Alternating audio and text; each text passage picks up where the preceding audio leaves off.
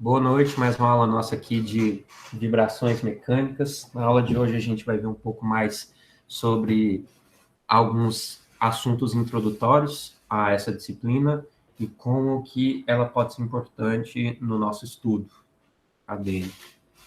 Beleza. Na aula passada a gente viu o que são vibrações, que vai ser definido como um movimento oscilatório. Conseguimos identificar isso em uma diversa gama de equipamentos mecânicos. Esses exemplos aqui de bombas, motores, ventiladores, correias, transmissões, tudo isso vai ter uma vibração associada, um estudo da vibração associada a isso.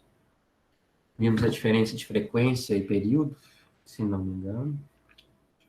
Realmente vimos isso. Conseguimos identificar, através dos sinais, um período e uma frequência. O que é uma alta frequência? O que seria uma baixa frequência, dependendo do que a gente está olhando. Alguns outros exemplos de equipamentos que funcionam através de impactos que geram uma vibração. No caso aqui a gente mostrou desse martelete do martelo. Outros equipamentos como prensas, estampos, que geram uma carga de impacto alta, e essa carga de impacto também gera o efeito da vibração, no que a gente está analisando. Temos também aqui a influência da vibração em outros equipamentos, por exemplo, nessa mesa CNC, aqui, que ela não pode ser afetada por vibração e nem a vibração dela pode afetar outras máquinas, assim como esse outro torno CNC, que a gente tem até um equipamento muito parecido lá no nosso laboratório. Ele tem que ser todo pensado, instalado, a base dele, a fundação dele, para que não transmita nenhum movimento. Outros sistemas que a gente pode analisar, por exemplo, a dinâmica de um veículo se baseia no estudo das vibrações do veículo, do modelo do veículo. Então, quando a gente estuda um sistema de suspensão, estamos pensando diretamente no estudo da vibração, pois é assim que se comporta esse sistema. Vimos aqui que máquinas rotativas, todas elas têm uma geração constante de vibração em diversas frequências, de acordo com a rotação. Vimos que esse estudo surgiu lá há muito tempo atrás, com Pitágoras. Depois a gente já tinha alguns primeiros equipamentos nos primeiros séculos, primeiros 2 séculos. Vimos como é que funcionava. Hoje em dia a gente já tem vários equipamentos que trabalham diretamente com a medição de vibrações, principalmente o sismógrafo. Galileu Galilei, que trabalhou com isso, Isaac Newton. Vimos esse exemplo dessa ponte aí da Tacoma Narrows, que sofreu com o efeito da ressonância. A gente definiu também que a ressonância acontece quando a frequência de excitação atinge a frequência natural do componente que a gente está analisando. No caso aí, as frequências do vento atingiram a frequência natural da ponte, fizeram com que as amplitudes fossem aumentadas, e dessa forma houve o colapso. Vimos aí também esse fenômeno da ressonância em outros materiais, que a gente colocava uma certa excitação até chegar na excitação da frequência natural do produto que a gente está vendo. Vimos os casos aí de vibração, que a vibração pode acontecer, pode provocar falhas súbitas. Vimos que projetos de máquinas rotativas estão totalmente voltados a isso. Quando a gente faz a produção de um carro, projeta um veículo, nós temos que pensar na rotação correta que vai trabalhar, porque se a gente trabalhar numa gama de rotação que vai atingir frequências naturais importantes do veículo, seu veículo vai começar a fazer muito barulho, vai começar a tremer muito, vai tender a quebrar alguma coisa, colapsar outra. Então, por isso, a gente sempre tem que fazer um estudo da gama de frequências que a gente tem no motor.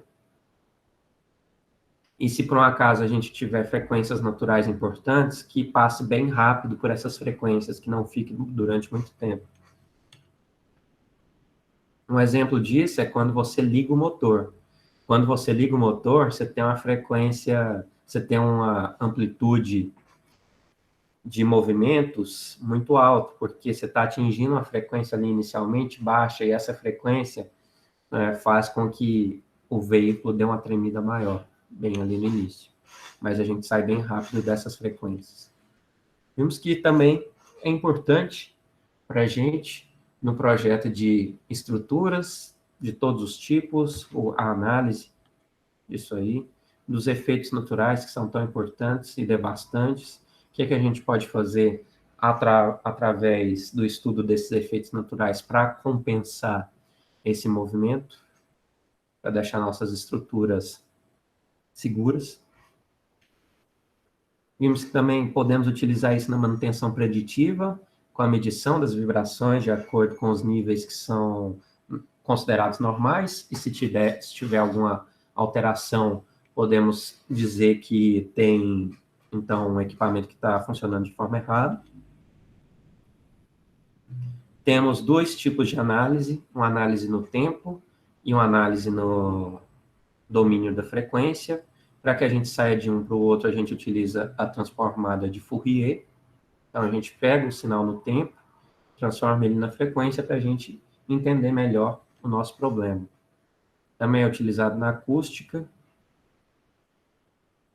Agora, o que ficou faltando falar, que eu tenho a ver com vibrações, né? Então, eu tenho alguns artigos científicos nessa área. O meu TCC na Universidade de Brasília foi também com análise de vibrações no sistema de suspensão. Eu publiquei mais 2 trabalhos aí nesse congresso internacional. Um foi sobre... Os dois foram análises dinâmicas envolvendo a vibração.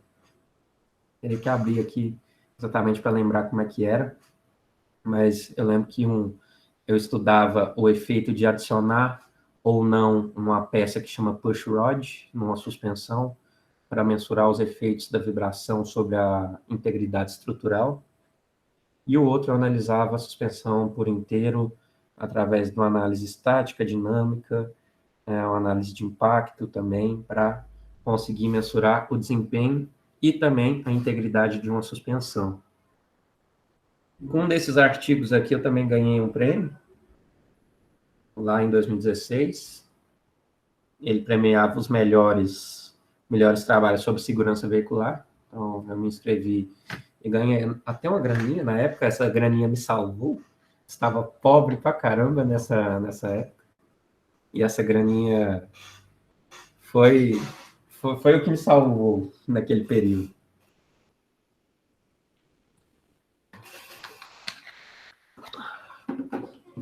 Vou até mostrar para vocês, eu acho que eu tenho esses artigos aqui, para vocês terem uma noção do que é que eu estou falando, que dá para a gente estudar vibração, não só aquele monte de equação que vocês vão ver. Vocês vão ver que essa é a disciplina que tem mais equação, as equações maiores da engenharia. Vocês vão ficar assustados, certeza. Mas eu também não vou puxar tanto assim, não, para sair sangue, não. Vai sair só umas lágrimas. Só encontrar os artigos aqui, eu mostro para vocês.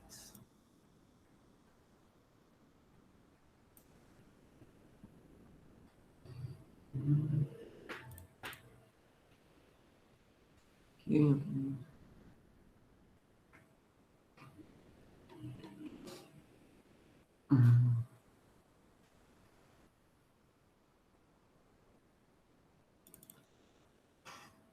Ok, achei aqui, deixa eu compartilhar com vocês.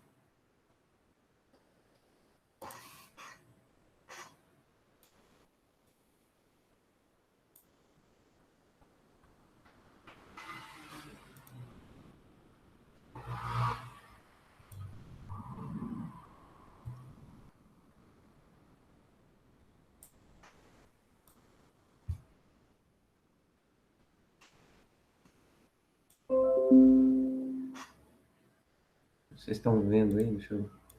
Deixa eu dar uma olhada. Tá vendo. Então, esse aqui foi um dos artigos que eu apresentei lá no Congresso Latino-Americano de Computação e Métodos Computacionais na Engenharia. Essa aqui era a análise paramétrica de uma suspensão de um veículo de forma Formosa via elementos finitos. Beleza?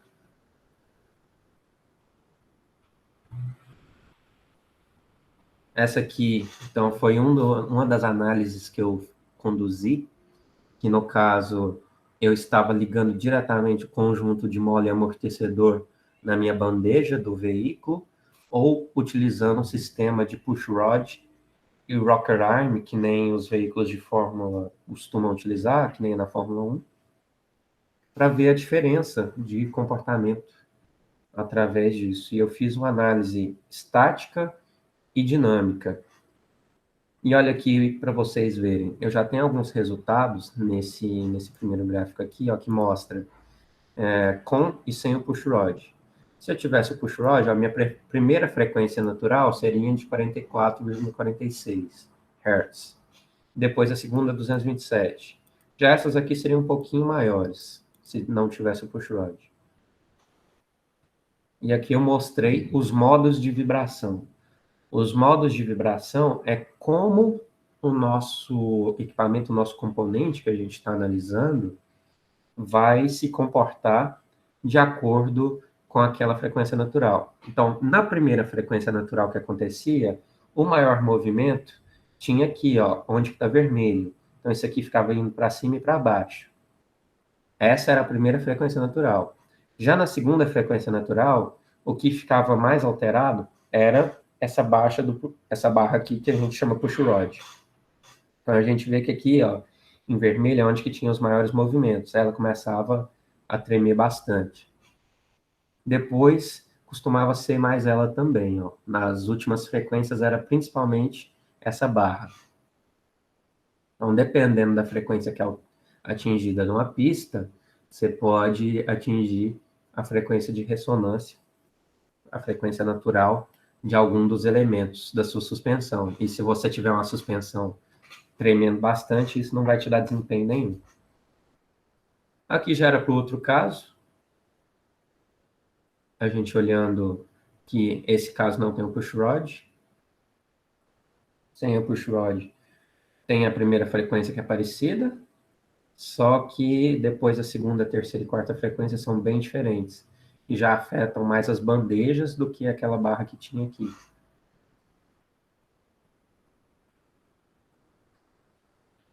Então, eu fiz aqui uma análise harmônica, de 0 até 400 Hz.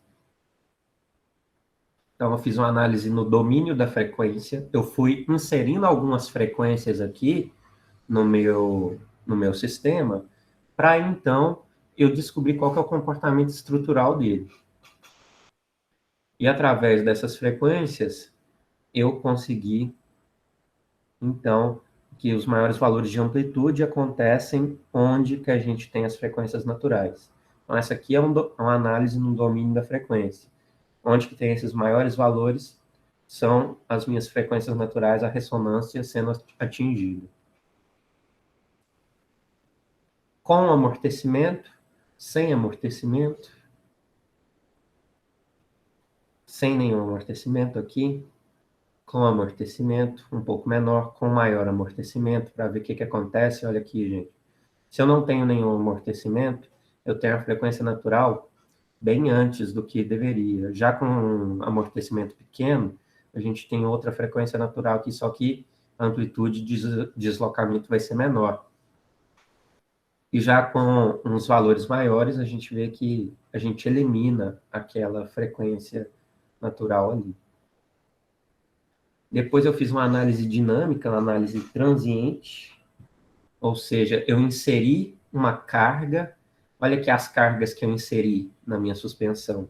Eu inseri alguns tipos de carga nesse intervalo e eu tive as respostas da suspensão de acordo com as minhas cargas. com amortecimento, sem amortecimento, com amortecimento alto ou amortecimento baixo. Então, vocês vejam que, mesmo quando a gente tem um amortecimento baixo, que é esse verde, depois de um certo período, ele tende a ser idêntico ao que tem um amortecimento alto. Beleza, uma condição sem, outra com. Beleza, então foi isso. Nesse aqui. Vinícius, deixa eu te fazer uma Peraí, pergunta. Pode fazer.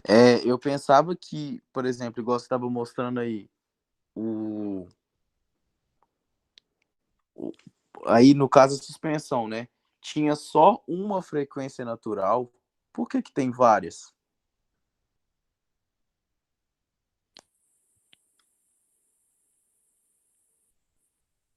Nós temos vários modos de vibração, não existe só um.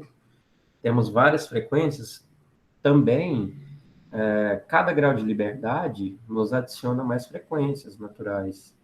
Não existe só uma possível, porque à medida que a gente vai adicionando os graus de liberdade, a gente vai colocando mais. Por exemplo, se eu estou analisando esse sistema de suspensão, tem ali a manga de eixo, tem as bandejas, tem o amortecedor, tem os parafusos. Cada um desses elementos tem frequências naturais envolvidas com eles, porque cada um deles ali tem grau de liberdade. E não é só um, não, sempre vai ter mais do que um. E como a frequência é algo relacionado a ciclos, depois de algum tempo a gente vai ter a repetição dessa frequência, só que mais para frente, com frequências maiores. Mas é mais ou menos isso. Entendi, valeu. Beleza. Deixa eu mostrar aqui o outro. Esse outro aqui também, no Congresso Internacional, aproveitei e publiquei 2 de uma vez. Beleza. Vamos ver o que eu fiz nesse. Esse aqui foi mais o projeto da suspensão, né? Eu fiz um projeto da dinâmica veicular, matéria que vocês vão ter no próximo semestre. Projetei onde que fica a suspensão, de acordo com para que ela vai servir, né? Fiz um estudo de transferência de carga a partir disso. Para transferência de carga, eu consegui fazer uma análise estrutural na minha suspensão para ver se ela aguenta ou não aguentava.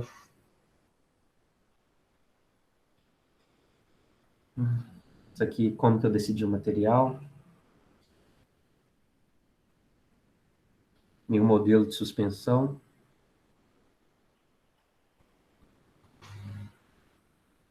Eu utilizei um software que chama ANSYS. Esse software a gente pode fazer ele para simulações estáticas, térmicas, de fluido, simulações dinâmicas. Temos diversos tipos de simulação aí.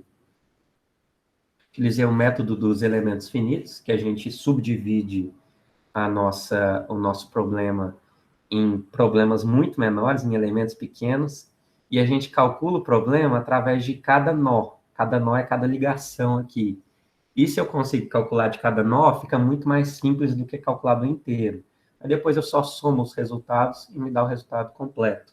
Por isso que é tão viável utilizar o método dos elementos finitos computacionalmente para partes complexas. Eu fiz uma análise estática, isso aqui está mais relacionado lá com a nossa resistência dos materiais. Então, isso aqui é a análise estática, para encontrar aqui ó, as tensões equivalentes de von Mises.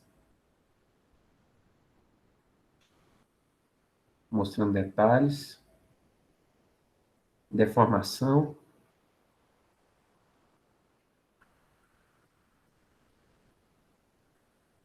Que coeficiente de segurança, tudo isso aqui relacionado lá com resistência dos materiais.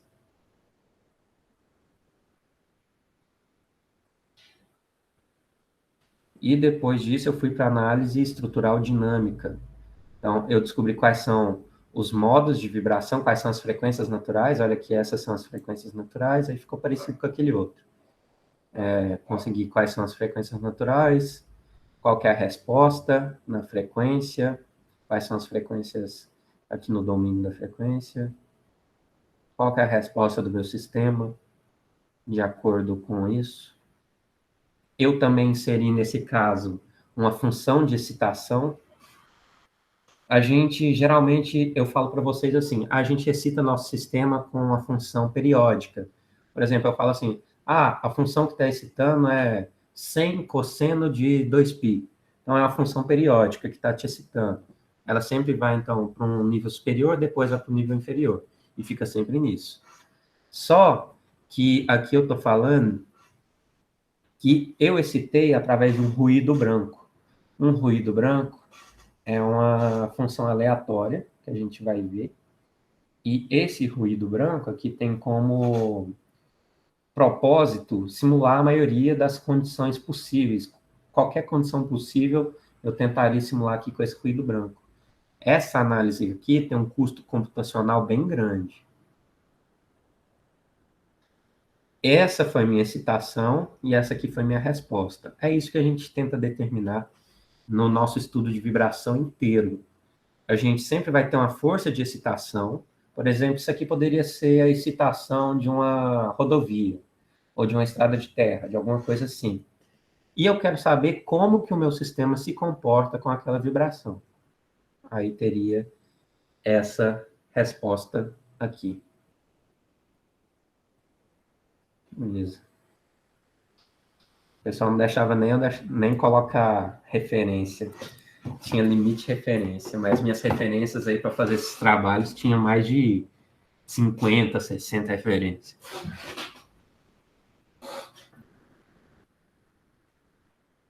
E eu estou mostrando isso para incentivar vocês a produção acadêmica, que esses artigos valem bastante se você quiser seguir algum dia para um mestrado, para um doutorado. Vocês terem ideia, essa semana eu fui aprovado lá num doutorado da UFO e esses artigos aí fizeram bastante diferença. Não só esses, né? Todos os que vocês publicam no Senar ou SEMEC, tudo isso, qualquer congresso vale alguma coisa. Bom, sempre tentem estudar alguma coisa que vale a pena. Agora vamos lá para a nossa aula.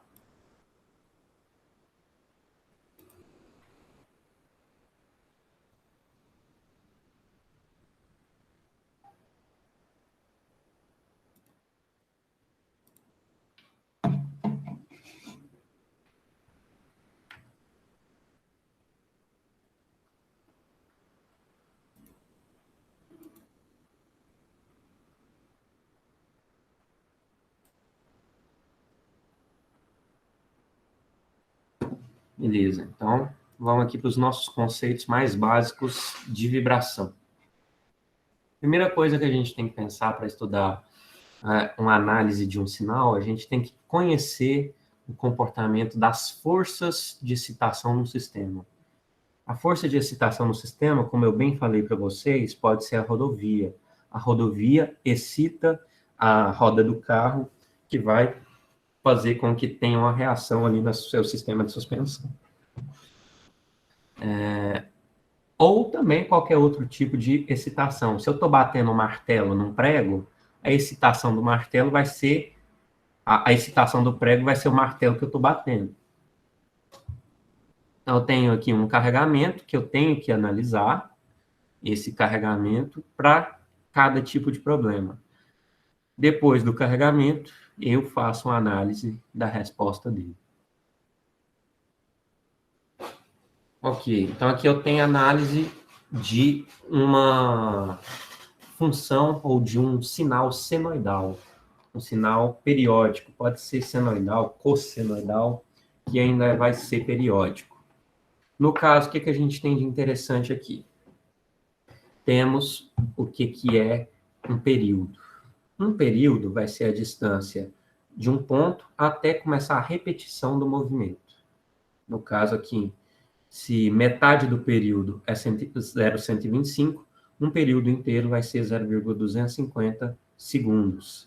Aqui, para sair desse ponto e voltar exatamente para esse ponto. para a gente fazer uma oscilação completa, 0,250. Temos aqui também a amplitude do nosso problema. Qual que é a amplitude? É o nosso valor máximo aqui, ó, de onde que ele está oscilando. Se ele está oscilando em torno de 0, nossa amplitude vai ser de 5, em módulo.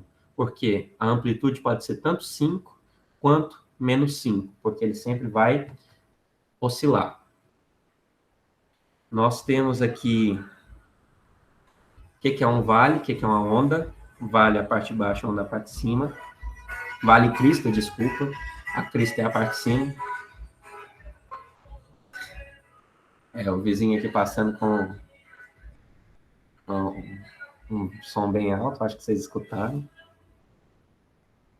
Então, nós temos aqui uma análise desse seno.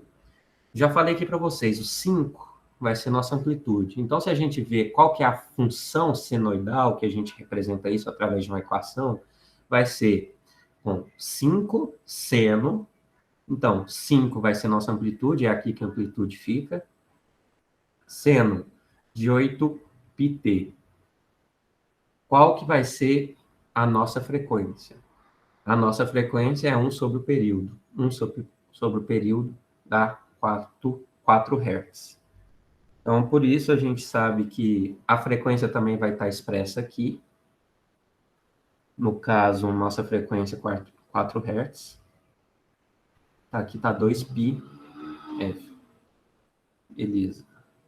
Período 0,25, isso aqui é a nossa frequência. Nossa frequência angular, como a gente calcula, é 2πf. 2πf vai ser transformar de hertz para radianos por segundo. Então, por isso que a gente tem o 8π aqui, ó. Eu vou multiplicar 2 vezes o 4 vezes o π. Então, com isso, eu vou ter aqui minha frequência em radianos. Esse é o formato de um sinal senoidal, de um sinal periódico.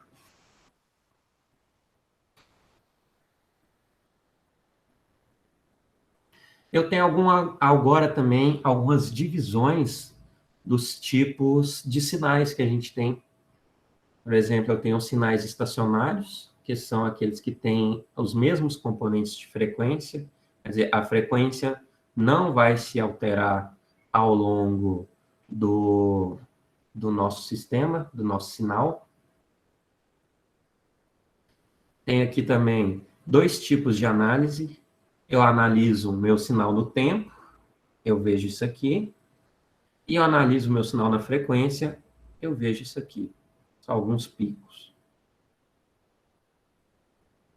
Tem aqui também os sinais aleatórios, aqueles que têm incertezas, aqueles que a gente não consegue representar com uma função, utiliza dados estatísticos.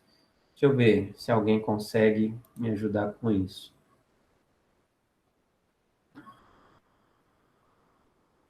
Ô, Felipe, você está por aí?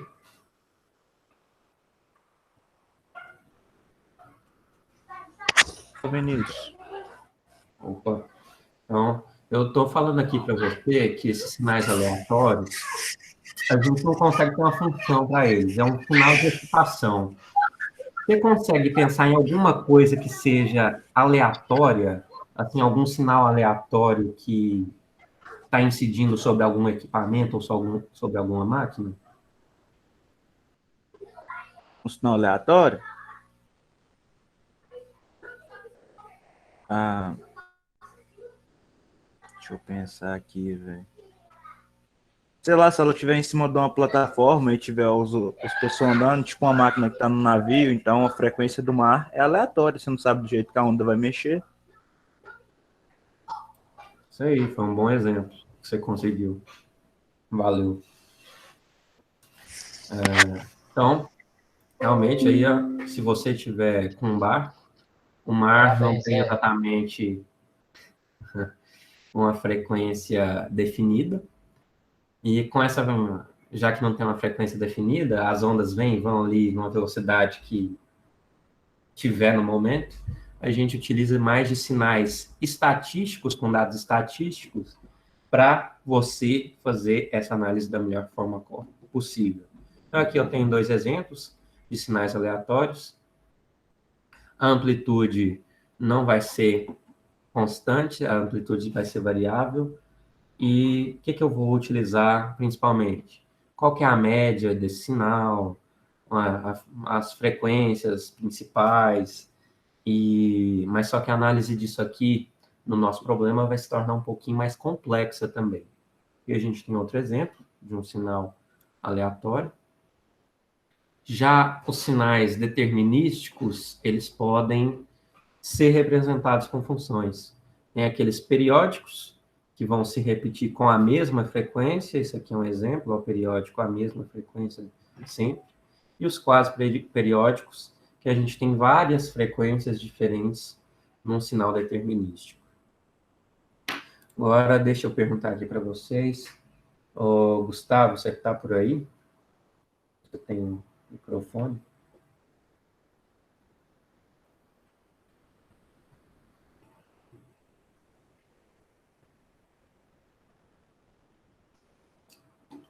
Também não tá, né?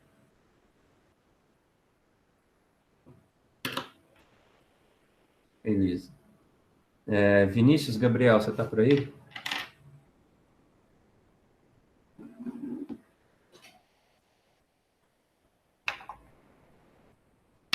Ô, Vinícius, o Vitor Hugo tá. Oi, Vinícius. O Vitor Hugo saiu. O que foi isso? O que foi isso? Não entendi nada.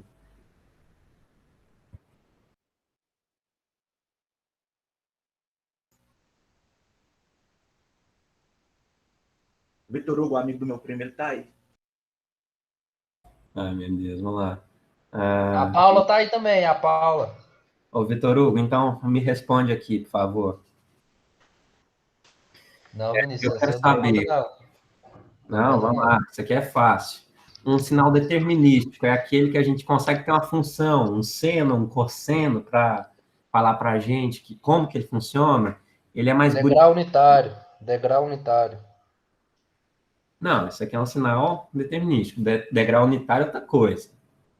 Não, então não sei o que é, não. Me dá um exemplo só de onde que eu consigo uma fonte de excitação desse tipo, de um sinal que eu sei a função. Uai, peraí. Ah, não, Vinícius, pergunta pra outra pessoa isso, não sei não. Eu tô perguntando para todo mundo, pô, você não pode Você falar. tá sorteando? Até groselha eu falo, eu tento perguntar a todo mundo, eu vejo os nomes aqui que eu ainda não Você quer um falei. exemplo de onde é usado? Onde que a gente tem uma geração de sinal determinístico, por exemplo? Porque o Felipe foi lá e falou para a gente, o mar não é determinístico, porque a gente não consegue prever as ondas que estão vindo. Mas em algum lugar, o que a gente consegue prever? Algum equipamento elétrico é possível? É possível. Um multímetro, um inversor de frequência? É? Não, vamos mais para um equipamento mecânico. Mas equipamento elétrico também está incluso, mas isso aí a gente está viajando muito. Tá. Uma bomba? Uma bomba. Por quê? Eu vou te falar, a bomba é também. A bomba é. Mas por quê? Você Ixi, consegue peraí. pensar? Isso. Não, aí depende, né? Todas as bombas são ou tem alguma variação aí? Eu creio que sim. Eu creio que todas as bombas a gente consegue mensurar de acordo com a velocidade ou da vazão. Então é isso mesmo, é a bomba. Tá bom, então. Agora, então Esse amigo do meu primeiro. você me explica aí por Ô, quê. Vinícius. Aí da próxima vez que você me perguntar, eu sei a resposta. Eu vou perguntar para você a aula que vem de novo. Beleza, eu vou estudar a fundo. Então, máquinas rotativas. Máquinas rotativas, a gente tem um exemplo muito bom disso, porque a rotação produz uma frequência variante ali, que pode ser representada tanto como um seno, quanto como um cosseno. Um motor elétrico também está incluso. Uma máquina de combustão interna está inclusa. Uma máquina um compressor também está incluso, uma bomba também está incluso. Tudo isso que tem movimentos periódicos circulares. Então, todas essas máquinas têm essa característica que a gente consegue determinar. Então, na aula que vem eu vou te perguntar isso. É a rotação, né? Quase faz esses Sim, movimentos circulares que são movimentos oscilatórios. Sempre que ela tivesse movimento oscilatório que a gente consegue prever, vai ter um sinal determinístico. Beleza. E Entendeu, nesse... Zé?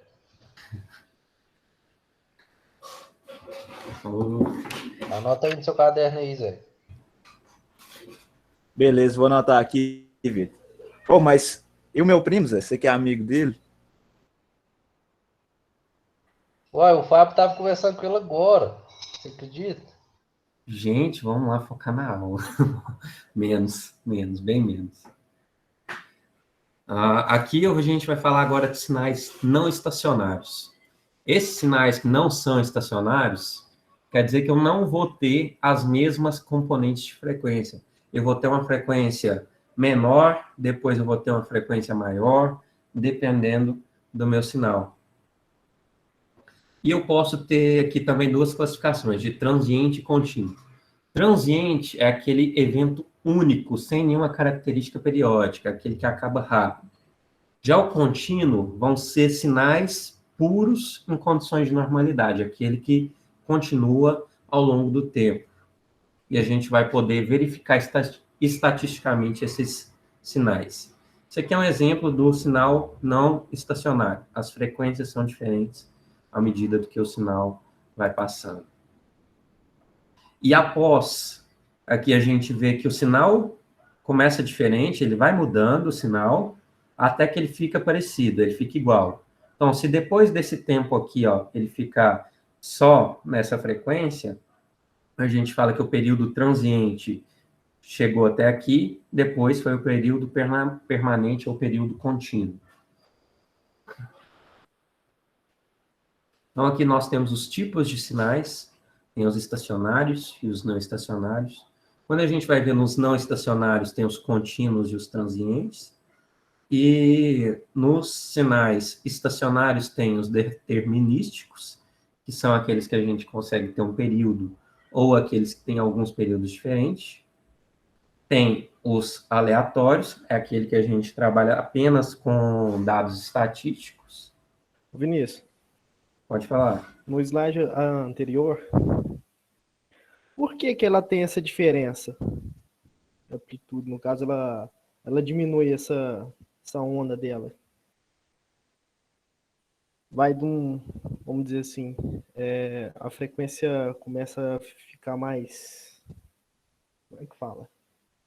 A frequência aumenta. Isso, a frequência aumenta. Fica mais rápido, né? O que faz isso aí? Ô, Vinícius, Parece um arranco, né, velho? Como se fosse se Quer dizer, porque arrancar. ela tava funcionando de uma maneira mais, digamos assim, tranquila. E depois ela tem essa mudança. é Depois tipo ela quando você tá começa a parado, ficar aí mais você dá uma consistente. acelerada e faz. Aí o trem vibra mais.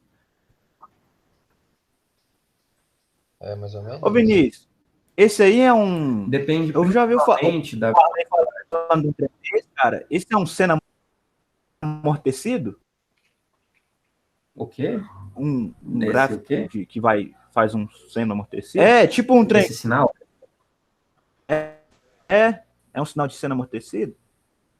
Que faz uma Seno onda amortecido? grande, aí a onda desce e fica fazendo assim. Ô, dá um Zé, eu vi trago uma. desse aí, Zé, que você usou. Ô, Zé, isso aí Eu acho existe que é o mesmo. contrário, Felipe. Não. Eu acho que ela vai para frequência maior para menor, se não me engano. Pois é. Depende... Primeiro, Ah, depende tá. da velocidade. Isso Não, aí. essa fala que eu vi. Com a velocidade da onda, a velocidade da onda também vai interferir nisso, e também a nossa excitação, porque isso aqui vai depender de como está sendo excitado o nosso sistema. Um exemplo muito tranquilo, você está passando numa estrada de terra.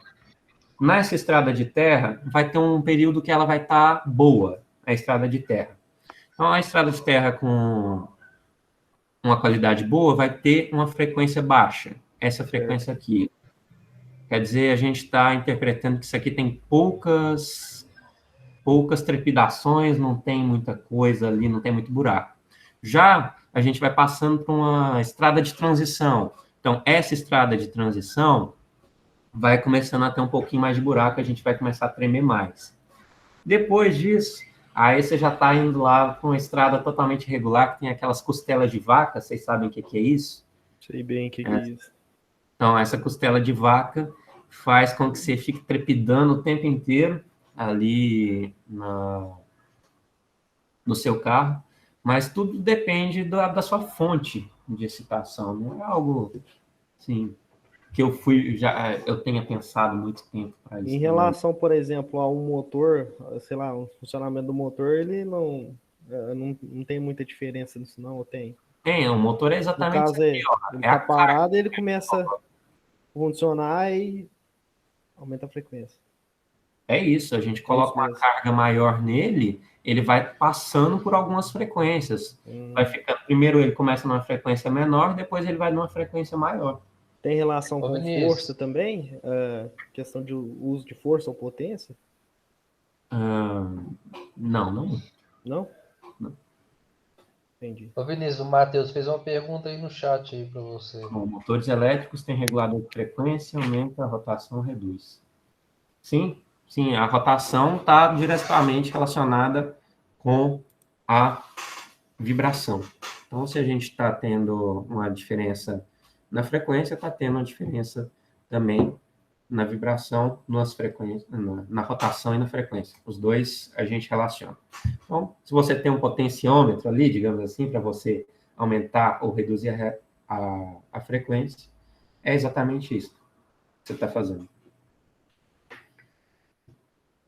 Mas beleza, nossa aula hoje até já acabou. Muito obrigado vocês aí pela presença. Amanhã a gente volta com nossas aulas de vibração e nossas aulas de sistemas térmicos com mais exercícios. E espero que vocês tenham mais dúvidas também. Boa noite aí, se inscreve no canal, dá o joinha. Sempre vai estar lá no YouTube. Um abraço aí para todo mundo, gente. Manda um Boa abraço. noite, até amanhã. Falou, gente. Ô Vinícius, manda um abraço aí pro meu primo aí, velho.